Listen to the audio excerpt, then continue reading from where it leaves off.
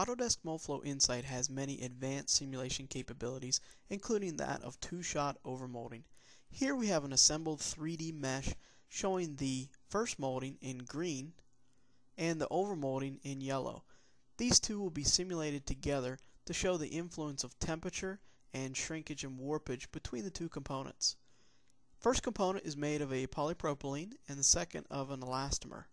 We can also set up the process settings for the first component, showing the filling control, packing control, cooling, until we switch to the second component where we can again set the filling control, packing control, and cooling for the entire cycle. And since we are going to simulate the shrinkage and warpage of the components, we set up the warpage to work for both components assembled together.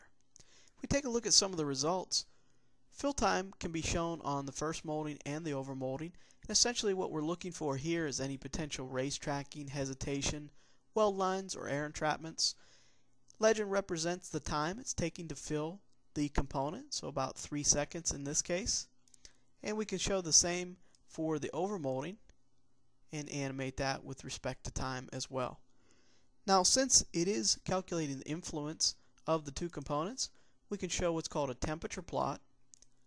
And we'll take a cross section, look through the thickness between the two components, and as we animate this, we see the overmolding component coming in influence the temperature of the first molding component, and you can see how that temperature changes over time.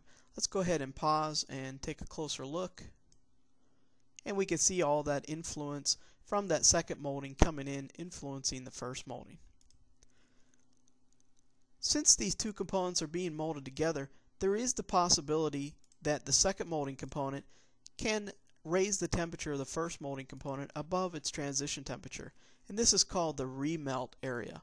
So the remelt area or remelt zone is where the first molding component actually went above its transition temperature and started to remelt the material. This can be good for adhesion, but possibly bad if it reflows the material. And then lastly, we can show how the two components shrink and warp together. So here we have a deflection plot, and we show that since the materials shrink differently and there is a difference in the profile of the geometry to account for the second molding, we show a significant warpage. This is visually scaled 3 times, and we can animate that to show the deflection, show how it deflects through that scaling.